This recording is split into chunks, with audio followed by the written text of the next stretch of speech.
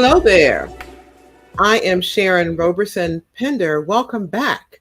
I'm President and CEO of the Capital Region Minority Supply Development Council and the operator of the U.S. Department of Commerce's Minority Business Development Agency Business Center in the Commonwealth of Virginia. And always remember, we're the first of its kind in the history of MBDA in Virginia.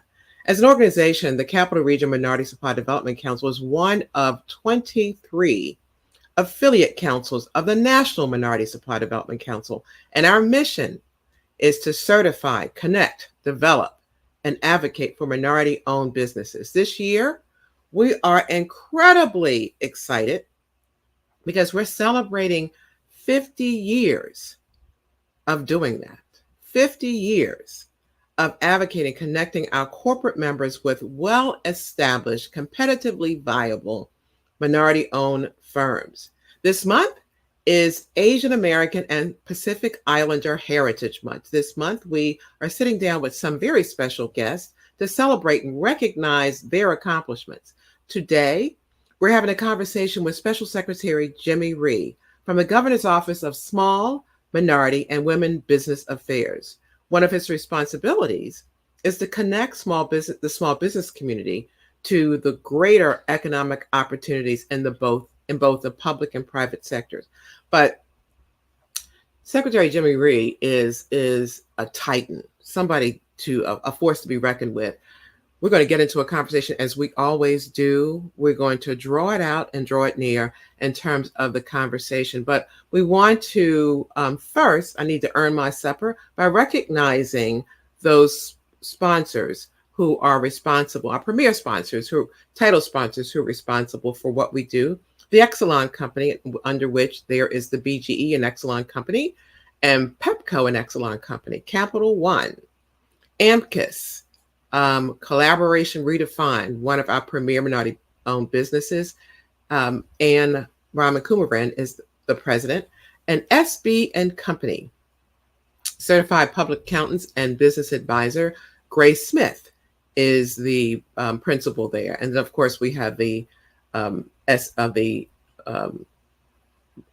Center as a sponsor as well. And so one of the things that I want to talk to you about, and I don't really have time to give you his entire resume, but let me just share some highlights. That he was appointed the Special Secretary of the Governor's Office of Small, Minority, and Women Business Affairs, formerly the Office of the Governor's Office of Minority Affairs by Governor Larry Hogan, and began his service to the state of Maryland in January of 2015. Is that right? Wow. Rhee's responsibilities include advising the governor on policy matters related to small, minority, and women-owned businesses and monitoring the state's Small Business Reserve, SBR, and MBE procurement programs across 70 agencies. They kind of sound familiar. In 2014, he was appointed strategic advisor with the Livingston Group and a partner with EIGC Holdings. From 2010 to 2014, he served as Assistant Secretary of Commerce and Trade in the Commonwealth of Virginia, where he presided over international trade and investment activities with direct nexus to job creation, which is really important, of course. He advocated for minority business participation on various state procurement offerings. He's active in the community on a variety of boards, but we'll get into his accomplishments as the Special Secretary as we talk with him. But I don't want to belabor the point. Let's bring on the Blues Enthusiast, Secretary Jimmy Rhee. People don't know that about you, right? That you play the blues guitar, and you love the blues. Yeah, I go way back to Mississippi Delta, Mississippi John Hurt, Blind Lemon Johnson, Blind Willie McTell, and you name them. You are really authentic when you begin to name folks of that caliber. So what made you interested in the blues? Well, when I came here, emigrated out of Korea, and I was 13 years old. I didn't speak a word of English. And there was not a day that I was called some kind of name, denigrating name. That was a sort of a daily event. Ritual for you, huh? Yeah, right, right. So I totally understand what African Americans went through. And there was one friend who really treated me like a human being, and I still remember his name, Sam Wilson. Okay, he's an Mm-hmm. African American friend. He's the guy who introduced me to blues, and I stuck to it since then. He and I worked at McDonald's together, and so on. So yes, there's a deep history behind that. And you're saying that you could write some of those lyrics, is what I'm hearing. Yeah, so I went to see BB King before he passed away many years ago. You know, because I'm Okay. older and so on. So yeah. So I really enjoy listening to blues. I love the authentic, and you know, it has a lot of history behind it. If you know what I'm saying, yeah. Hmm. Yeah, I understand. I understand. When I was reading your bio, you've been in that position. You were appointed in 2015. Oh yes, it's It didn't because seem Hogan. like that long ago. Yeah, it does. Yeah, I guess when you're having fun, time flies. But yeah, it's been that Right. long. Yeah. Right. And I remember when you first took over that position. Of course, I have some fond memories of being in that space, but a lot has happened. But before we get into, because you've accomplished a great deal in the time that you've been there, I want to talk a little bit more. Can we just talk a little bit more about your background? Because in your resume, I also talked about some of the similar work that you've done for the Commonwealth of Virginia when you were actually that work was noted when you were actually tapped to take this job. But how did you get into, like, where did you grow up? Was it Virginia where you grew up? I grew up. I mean, originally, I was born in South Korea, right? Mm-hmm. And when I was born, it wasn't really that too long after the Korean War had ended. So you know, Korea was very poor back then. I think the Korea ranked 145th out of 148 countries that existed then on per capita income, right? Wow. So, you know, first 10 years of my life, I mean, I used to say I practically camped out, you know, because there were no infrastructures, nothing. Broken families, broken spirits, they were common things, right? So I left Korea because my mother left Korea when I was 6 years old. And so 7 years later, we would meet up again in America. And she married a man who was very unique. He's a guy who brought Korean Taekwondo to this country, Korean martial arts, known Right. as the father of the U.S. Taekwondo. So I was adopted into his family, right? So that's why I became Rhee. I had a Mm-hmm. last name before that. But when I first came here, Sharon, and this is no joke, when I first had a taste of Coca-Cola and potato chips, I thought I died and went to heaven because I never. That's how Really? I was, right? But today, thanks to the U.S. veterans who fought the Korean War, if you take a nighttime satellite snapshot of Korean Peninsula, you can see that South Korea is brightly lit while North Korea is pitch black, right? So Mm-hmm. today, the dynamic capitalism and the that booming, I mean, the democracy and capitalism that we enjoy in South Korea, it's all because of the U.S. sacrifice, the young soldiers dying over there and so on. So you Mm. should never forget that, right? Yeah. Okay. So what was it like growing up with the Grandmaster, father of Taekwondo? What was Not that easy. experience? I would imagine. Yeah, he gave me two options when he came to Taekwondo. He said, you can do this voluntarily or involuntarily. Take your pick. Oh So my I goodness. so I ended up becoming a seventh-degree black belt myself, and I've done everything you could possibly do, anything and everything under the sun that relates to martial arts. I did. Okay. Okay. And so that was working. So in essence, was that your intro and the observations and working in family business, the entrepreneurship piece? Yes, that was an intro to working and what small business is all about, and how the small business owners they work so hard, right? There's no break, there's no weekends for these people. Because I also participated along with my father because he was at the incipient stage of his business trying to grow. So there Hmm. we had no breaks, right? On Sundays, I used to answer telephone calls when somebody calls the studio for information and so on. So that's how I grew up. Okay, Hmm. always working. Yeah. That's so very interesting. And I'm seeing here that your father even that you actually taught some members of Congress. Oh no, the my father actually taught at the U.S. Congress for 40 years as his service to America because he really Oh, truly wow.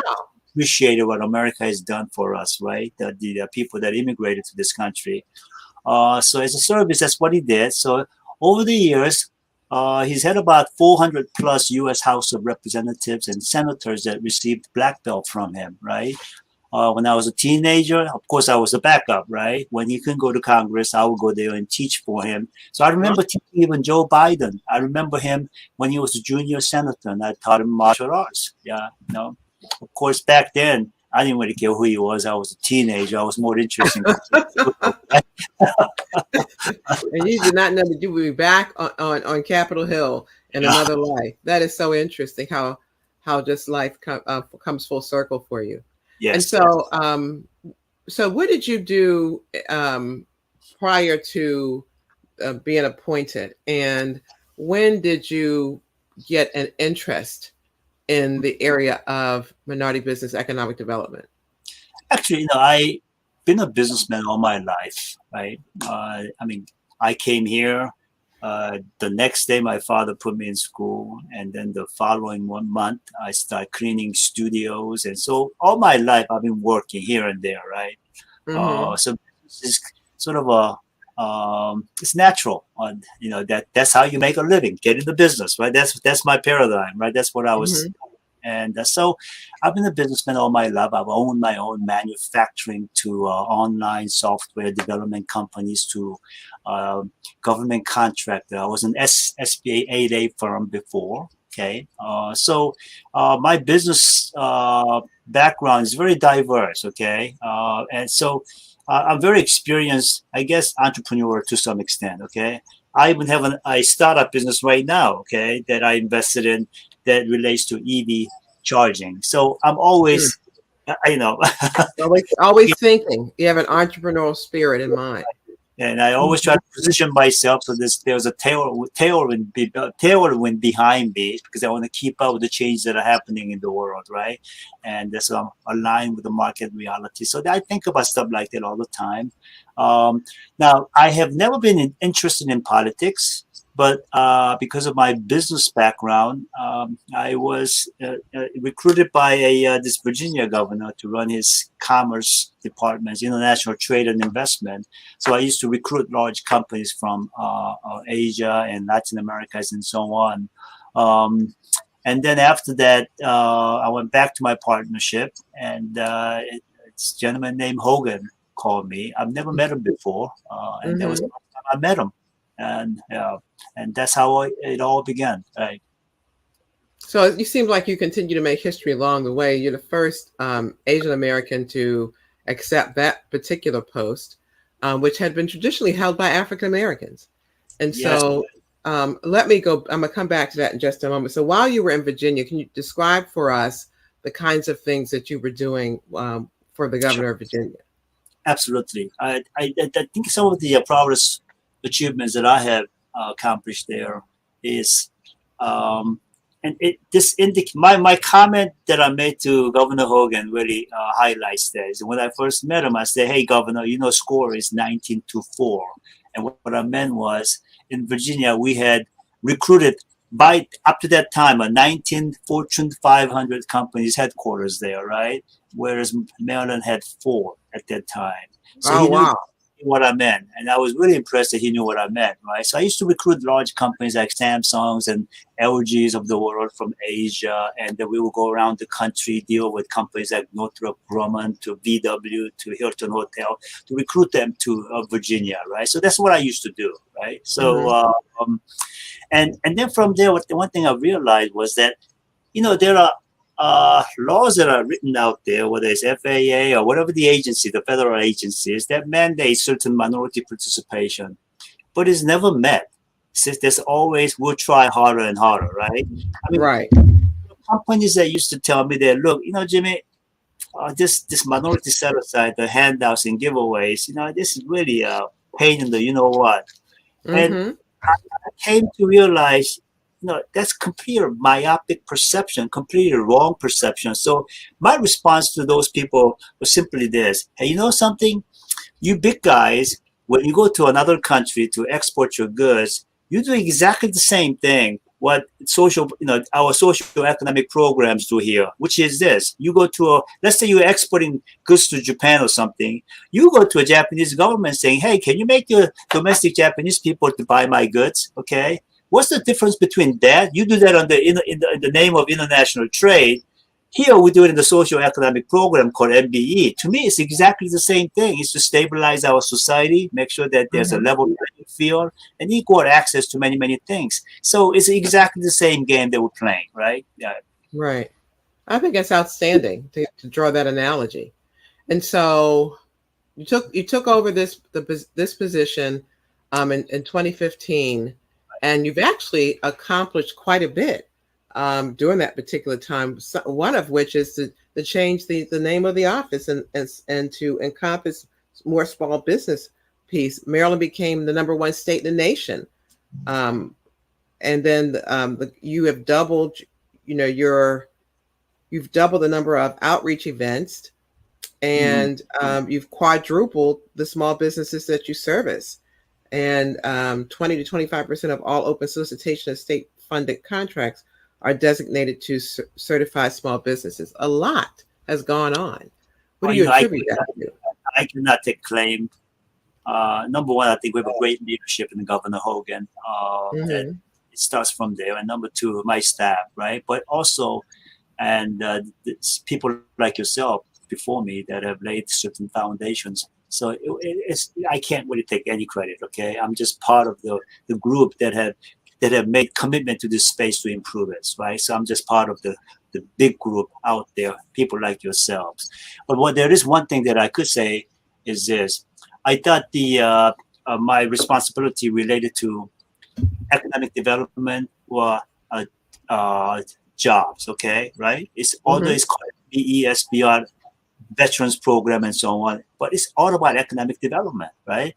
Government collecting money. It's not about somebody giving you a little contract so you feel good about it. No, it's our tax money that we pay to the government, and they're trying to recirculate in our locality, right? To create them, local multiplier, right? So I knew this was all about business. So what I wanted to do was just inject my business common sense. And that was the reason why I thought we should focus on just three things. Is that all the companies that are in the space, whether it's MBE or SBR, I see a very small percentage getting contracts, right? So it's more like a very stagnant pool. I wanted to open it up and more like a flowing river where a bunch of companies come in, experience government contracts, and they graduate and so on, right? So I thought, what do I need to inject into the space for that to happen? And the first thing was the corporate competency. Small businesses must be good at what they do, okay? And I always run into small businesses that are lacking in certain competencies, but they have certain expectations to get contracts. And that chasm, unless they improve the competency, will never be closed. That's number one. And second thing was money. Money to business is like blood to your body, okay? We don't have access to capital issues still resolved as of yet, okay? Right? We have got to do that. Yeah, so that's a big issue that we have to resolve. And I think please. Do you have thoughts around that? Because we've been talking about, access to capital, access to opportunities for decades. Do you have any, and then, but I also know that there's this nexus of where minority businesses were 50 years ago and where they are now. And so do you see anything shifting? What do you think what bomb has to drop? What has to happen in order for us to see any movement, do you think? The access to capital really is a tough issue because investors obviously want companies that can, create the return on investment, right? That's what free market is all about. However, free market itself did not come from God or nature. Free market is our own concoction, right? Free market, we set the rules for free market. It should reflect the values that we believe in. Do we believe in diversity or inclusion and so on?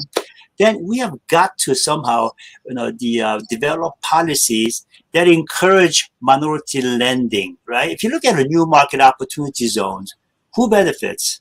People with big capital gains. They are not MBEs, okay? So we have got to inject additional policies where we allow people to invest in MBEs and get tax credits. We enable people to buy MBEs so that MBE owners can exit at some point. Because think about a successful MBE and the owner is getting older. Now, if you're working for that MBE owner and you know that your MBE status might expire or your boss might retire at some point, well, your job's at stake, okay? We can't allow things like that to happen. So we've got to think more holistically to bring more money into the space, right? And Sure. that's something that we have to work together with all policymakers and regulators. As we kind of move forward, we're in this space that we would have never thought of, and that the pandemic, right? And whereas we thought we're in a, I don't know when we'll get into a post-pandemic state, but there's been in this journey in terms of how we support minority businesses or get them to scale. What has been now your experience in this space with the impact of the pandemic? The pandemic really was devastating to many small minority and woman-owned businesses, as you well know. I think good 30+% went out of business, and the rest of them had very difficult time. If I remember the stats a few years ago, that all the businesses without online access practically died, right? So if you're restaurants without online access, you were dead. So you had to create a special, and you had to change, right? You had to adapt, right? One thing that I think as a small business owners that we have to remember is this: business environment is like nature, right? If you look at nature, you see a lion chewing up on a baby gazelle, and it's so cruel, right? But when you really think about it, nature allows it. Not only that, nature repeats it over and over. So that must be good for some greater good that we don't understand. Well, you know what? That same thing exists in our own business ecosystem. You want to call it whatever you want to call it, evolution or whatever it is. So unless you adapt, it's hard to survive. And that's, that applies to everybody, right? So pandemic or not, I think key thing is we have to shift quickly, right? Otherwise, we fall into that comment that Einstein made. Its greatest insanity is doing the same thing over and over again, right? Right. Do you see a more sense of urgency because the numbers are greater in terms of the number of minority businesses? I do think that the more companies are registering as MBEs, and government contracting is becoming more important to small entities. The reason is because I think in our country for the last 50 years or so, that we have allowed larger companies to become larger and so on. So if you can just name one thing that small businesses currently sell, service or products that Amazon cannot sell, I cannot name anything, okay? They could do, the big companies can do anything and everything, right? So I think there has to be some sort of a balancing act that we have to think about. And that's what I meant earlier. What is a free market? Invisible hand. Adam Smith talked about invisible hand twice in his whole book, which is about 700 pages thick, right? And that invisible hand does not exist. It's invisible, okay? Market is our creation. So what is the role of small businesses versus large business is something that we really have to look at and address properly, because all the communities where small businesses succeed or minority business succeeds, that community is happier, healthier, less crime, and everything else, right? But we must take action to make that happen, right? Aspiration itself is not enough. In the time you've been secretary, have you seen any best practices as it relates to this? Oh, absolutely. I mean, think about this, what the governor has done, setting aside any contract and all contracts that from 50,000 to 500,000 be designated to small businesses only, period, okay? And so they raised the bar on small business reserve. You take the decision out of the process. There's no personal judgment, subjective judgment about it, right? They are designated towards small businesses, And you want an exception, it has to come through my office, and we have to approve that waiver, right? That is a great example of improving the space, because it's not, aspiration itself is not good enough. Action, okay, is what we have to go after, right? So, in our procurement system, two things that we have always promoted and advocated on is, one is transparency in decision making as to who gets the contract and why and how, right? And second thing is accountability at the end of the road, if whether or not that the original intention to set aside certain portion for small business has been met, right? And if not, there has to be some accountability, right? Otherwise, we're just talking. Okay, so how is that working with the accountability part? It's an Compliance has always been a concern. Yeah, as you well know, you've done this before, Sharon, how difficult that is, right? We have people in the stake in the outcome, and it's never easy to turn the ship around. So, yeah, aspiration has to move beyond, and it has to become an action. And if the action is not there, we have to put in a better system to force the action. And I think that's the direction that we have to move towards. Right. And changing the culture does take time. I know that in the time that you've been there, because you have top-down support, I remember having the same experience. It does make a difference in changing the culture. But sometimes you don't have enough time to serve in a capacity before there's a change in administration, and then it's starting sometimes back over again. Yeah. But I think you've been very humble in terms of, I understand the accolades you give everybody, but you've done a tremendous job. Number one, you came in not only with all the accomplishments, but you had to walk and fill into a position that has never been filled by an Asian before, convince folks that in a political environment that you knew what you were doing, and have gone on to prove that kind of thing, but to be accepting of your vision and your voice, because you have some profound ideas, and to get them to accept. I hear accolades about you from legislators, whatever, but just a great job in doing some of the things that you have accomplished. So, as Governor Hogan is actually, this is his last term. He has how long left? We're done practically at the end of the year, right? That's right. This is a gubernatorial. What am I thinking about? Is a gubernatorial election this year.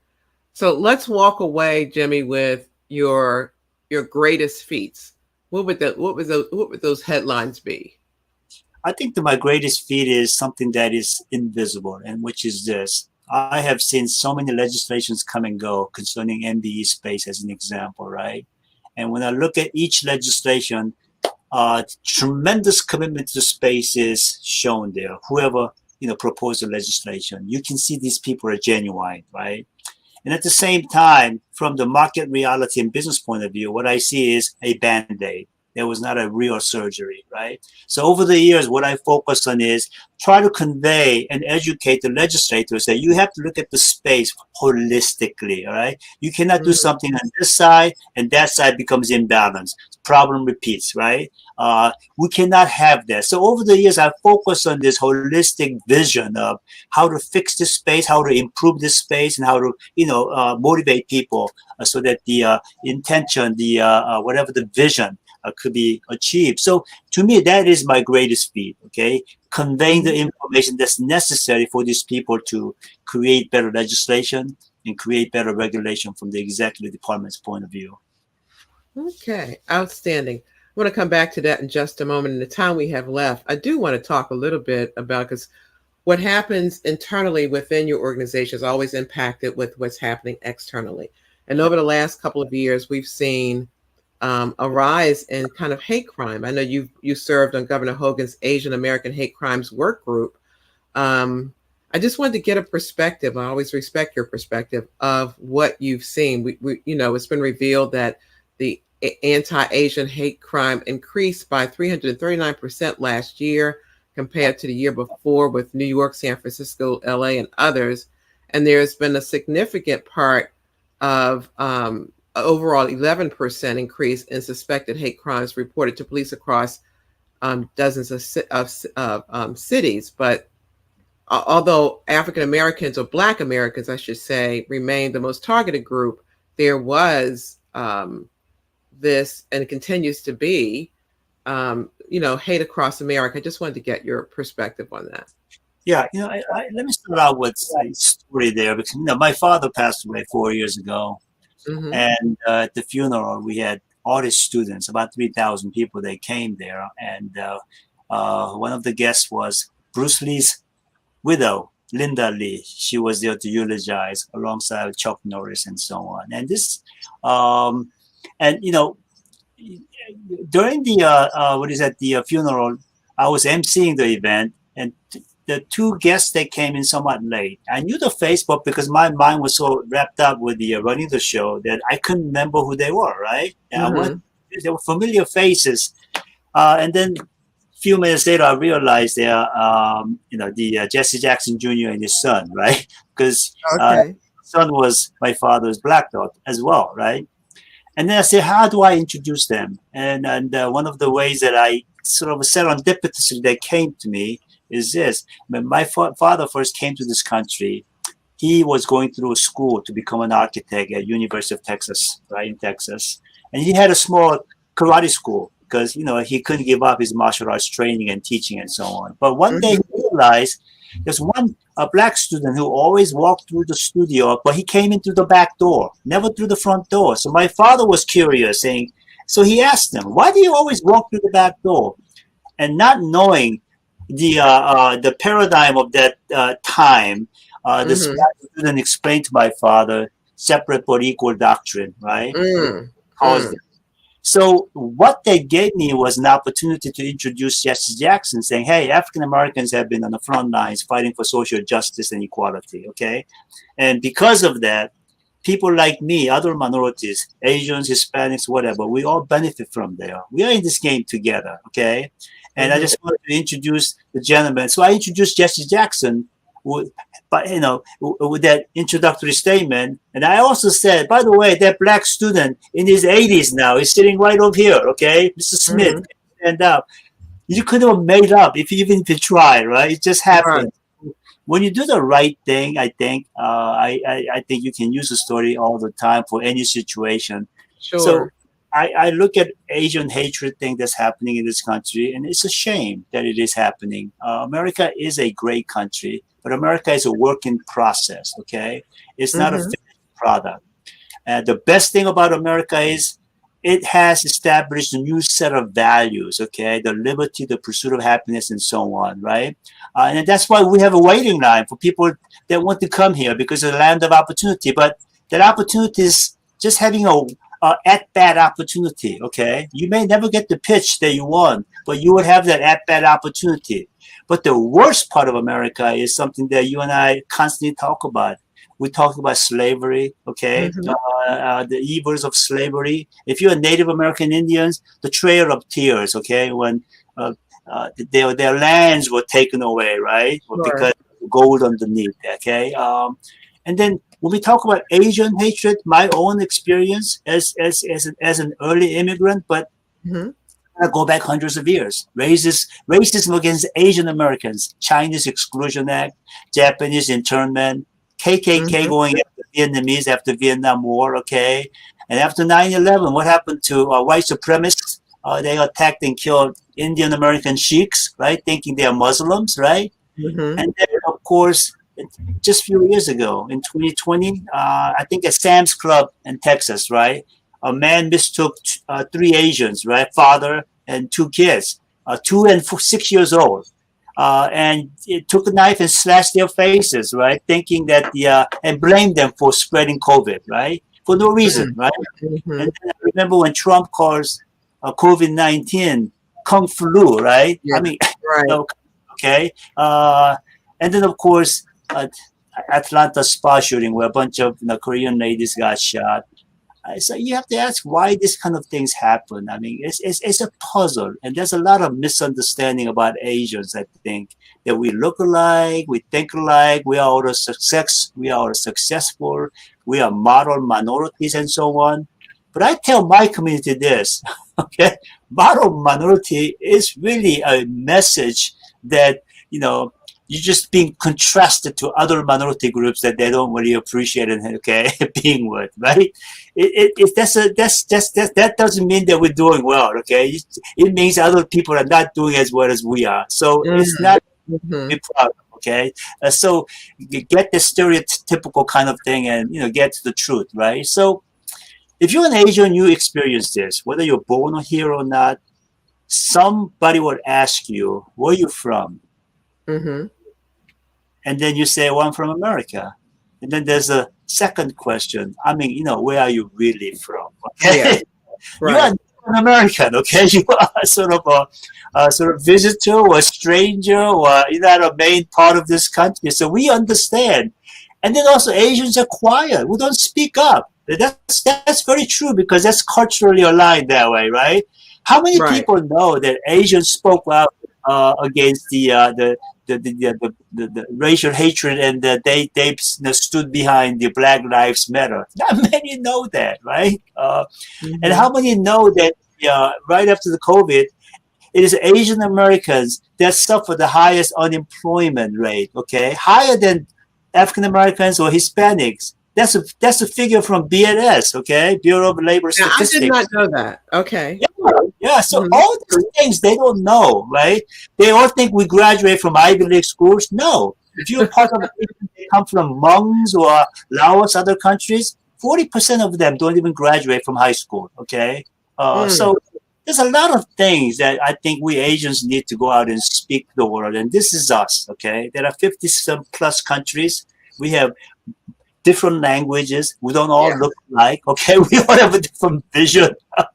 So that's what the Asian thing really. I don't know. This is something that I want to speak to more young people about, right? No, I think that's fantastic because you're absolutely right. There's so much stereotyping that goes on. And just as African Americans, we used to say that we don't all think alike, and they think it's one block, and this is how we're going to vote, and all those things. And then you still think, I'm looking at the grocery store last week when somebody just comes in and shoots up specifically targets a black Right. supermarket to kill African Americans on purpose. And so it's like this is 2022. And Exactly. so, but I think the power, I've always said this, Jimmy, you know this, that I said, I think the power is our collective spirits and power as I we think. merge together as minorities. And I think, we can't do it in isolation and silos. Yeah. We all have the issues.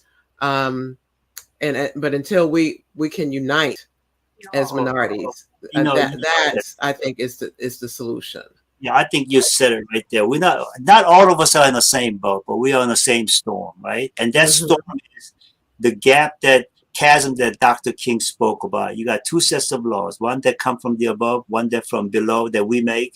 Until those two sets of laws are made compatible with each other, we'll never live in a just world, okay? But we have the power, like what you say. If African Americans, Asian Americans, and Hispanics would gather, just look at legislative body of Maryland. You got 188 Mhm. legislators. 61 of them belong to Black Caucus, right? It Right. takes 71 votes to pass something through the House. Well, if you're an Asian, there's six of you. You want to work with six votes? Well, six plus 61. Okay, you do Mhm. the math. Mhm. Okay, simple, right?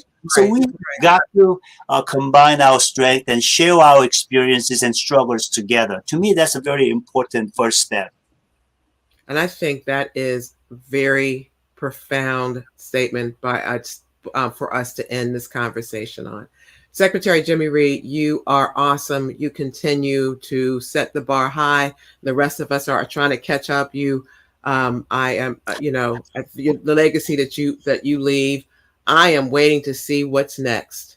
What you're going to accomplish, and I will certainly be on the sidelines cheering you on, whatever that may be, because I know whatever it is, our world will be a better place for it. So thank you for all that you've done on all the years, and all that I know that you will continue to do, and thank you for your time today. Well, Ladies and thank you. gentlemen, Secretary Jimmy Rhee. Thank you so much for what you do. Thank you. Oh, I appreciate that. All right. So I don't know about you, but I am really pumped after that conversation.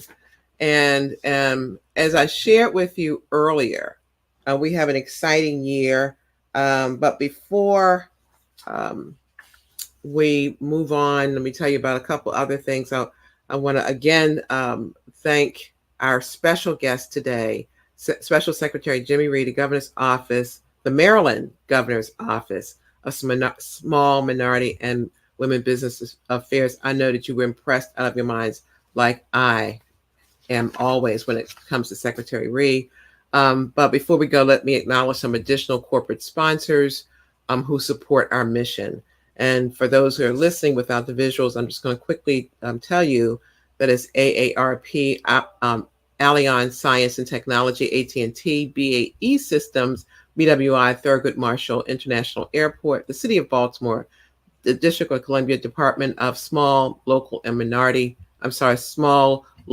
Business Development, the Dominion Energy, the Ellison Group, one of our MBEs, Fannie Mae, Freddie Mac. Another MBE is Financial Realty Services, the Hilton, Horseshoe Casino, Leidos, Lockheed Martin, M&T Bank, and the Maryland Governor's Office of Small, Minority, and Women Business Affairs is on our list as well. Mass Mutual, McCormick, Northrop Grumman, Parsons, Peapod, Prince George's County Office of Central Services, SAIC, Sodexo, Truist, United States Postal Service, University of Maryland College Park, University of Maryland Global Campus, Washington Gas, the Metro, DC Metro, Zillion Technologies, another one of our MBEs, Zones, another one of our MBEs. As I shared with you earlier, this is an exciting year for us as we celebrate 50 years, golden anniversary. To learn more about our upcoming events and programs, visit our website at www.crmsdc.org. And if you missed any of these past HotChat podcasts, or if you just want to listen to Secretary Jimmy Rhee again, because I believe he's going to be a Harvard review case study. I believe so. But you can find other podcasts or just to re-listen, crmsdccares.com. Don't forget to like us, follow us, and share this episode and others. We're on Facebook, Instagram, LinkedIn, Twitter, and YouTube. Our label is at CRMSDC, and you can subscribe to our podcast on Apple, Google, and Spotify. We have launching this week. We have, in conjunction with the University of Maryland Global Campus, our MBE CEO Pandemic Recovery Academy. We're also launching our second cohort of Foundations, which is a program geared towards supporting MBEs interested in utility industry. Our June 29th is our Matchmaker Conference, and October 12th, we are celebrating 50 years at the Smithsonian's National Museum of African American History and Culture. Lots going on. You've got to stay tuned. We love to have you. And before I close, let me extend a special thanks to the Coronavirus Response and Relief Center and our media production team for the behind the scenes. So thank you, our producers, Sonia, Nicole, Renee, and our production company, Graybo Solutions. Ladies and gentlemen, until next time, you got to come back again because we bring it to you. This kind of information you cannot pay for. See you next time. Bye-bye.